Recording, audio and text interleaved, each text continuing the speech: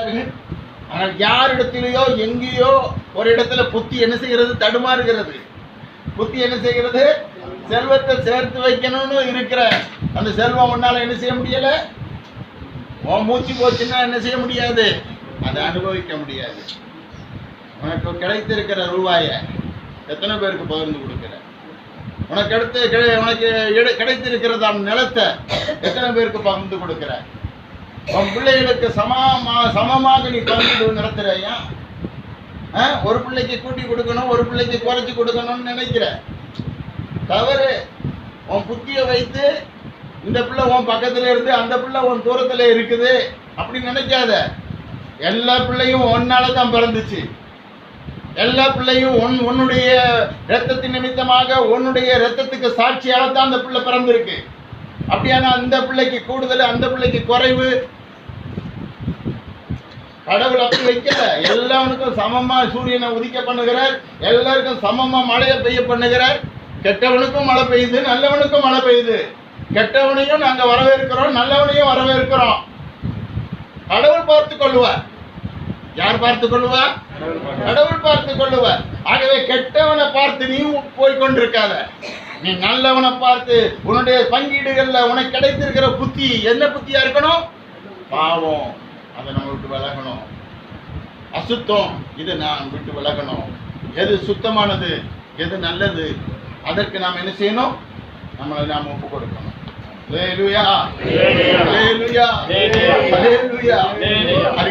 அப்படி ஒப்பு கொடுத்தால் உங்களுடைய வாழ்க்கை ஆசீர்வாதமாக அமையும்.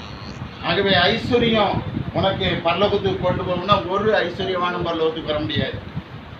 ஏன்னா அவன் காலம் மூச்சு இருக்கிற வரைக்கும் அவன் ஐஸ்வர்யத்தை யாருக்கும் என்ன செய்ய மாட்டான்?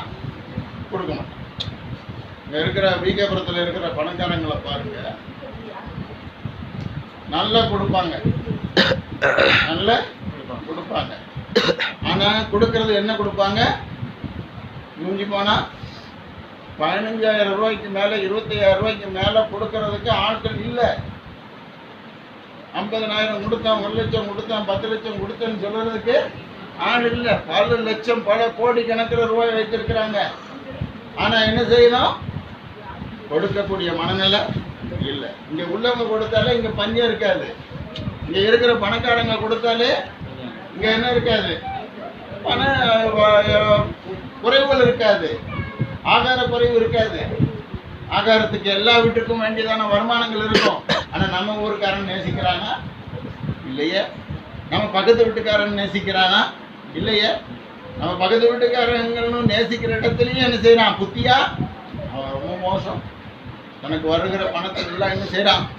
கொள்ளையடிக்கிறான், ஜனங்களை ஏமாத்துறான்.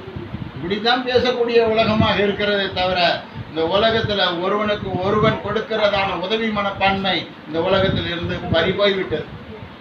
ஐஸ்வர்யவான் யாரிடத்துல இருந்து பிடுங்கலான்னு தான் நினைக்கிறானே தவிர யாருக்கும் கொடுக்கணுங்கிற எண்ணம் அவனிடத்துல இல்ல. அப்ப அவனுடைய ஐஸ்வர்யத்தினால அவன் பரலோகத்துக்கு போக முடியுமா? முடியாது. அவனுடைய ஐஸ்வர்யம் யாருக்கு விட்டுட்டு போவாங்க? எவனோ அனுபவிப்பான், எவனோ அனுபவித்துக் கொண்டிருக்கிறான். யாருடைய கையிலேயே அது போய்கொண்டிருக்கிறது. அருமையானவர்களே, உன்னுடைய வாழ்க்கை எப்படி இருக்கிறது? உனக்கு இருக்கிறதையும் உனக்குள்ளதையும் நீ பகிர்ந்து கொடுக்கக்கூடிய, உன் ஜீவனை நேசிக்கிறது போல பிறர் ஜீவனையும் நேசிக்க உன்னை பழக்குவிக்க வேண்டும், உன்னை பயிற்சி எடுக்க வேண்டும். அப்படி எடுத்தா உனக்கு ஒரு நல்ல சமயம் கொடுக்கும்போது இந்த சமயம் நல்லவன் 4 பேர் ஏழைகள் உன்னால பயனடைவார்கள். உன்னால என்ன செய்வாங்க? பயனடைவார்கள். உன்னால ஆசீர்வாதமா இருப்பாங்க. ஐயா, நினைச்ச நேரத்துல முடியாதுங்கிற நேரத்துல அவங்க வந்தாங்க, என்னை காப்பாத்தினாங்கன்னு சொல்லுவாங்க, என்னை காப்பாத்தினாங்கன்னு சொல்லுவாங்க. அருமையானவர்களே, நல்ல நேரத்துல உங்களை தேவன் செய்வார். நிச்சயமாக உங்களுக்கு விடுதலை வேண்டும்ங்கிற நேரத்துல விடுதலை கொடுப்பாங்க. பணம் இல்லாதவன் எப்படி காப்பாற்றப்படுகிறான்? கடவுள் தான் அவனை காப்பாத்துறாரு. பணம் உள்ளவன் பணத்தை வச்சு அவனை காப்பாற்றி கொள்ள முடியுதா? கொஞ்ச நேரம் முடியும், புசுக்குன்னு நினைஞ்சிடும், போயிடும். அவன் நிறைய பாதுகாக்கணும்னு நினைக்கிற நேரத்துல அங்கேயே விழுந்து செத்து போயிடுவான். அவன் பணத்தை பேங்க்லயே இருக்குது. இன்னைக்கு என்ன இருக்குது?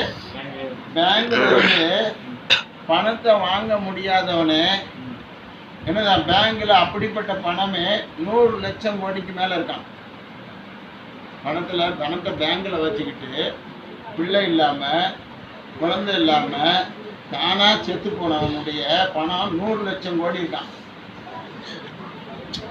அதை எடுக்காது இவனுக்காக கொடுக்கலாம்ல அரசாங்கம்? பல லட்சம் கோடி ரூபாயே எவனும் போயிட்டான அவன் குடும்பத்துக்காக கொடுக்கலாமே. அந்த பணம் வேற எதுக்காவது செயல்படுத்துமா? அதை எப்படி சுரண்டலாம், எப்படி எடுக்கலாம்? அந்த பணத்தை வேற எந்த இதில் கொண்டு வந்து நம்ம கமிஷன் எடுக்க முடியும்? அருமையானவர்களே, நிறைய பேர்களுடைய பணம் திருடப்பட்டு கொண்டிருக்கிறது. பெரிய ஐஸ்வர்யவான் ஐஸ்வர்யவான் ஐஸ்வர்யவான் என்று சொல்லி எப்படி ஐஸ்வர்யத்தை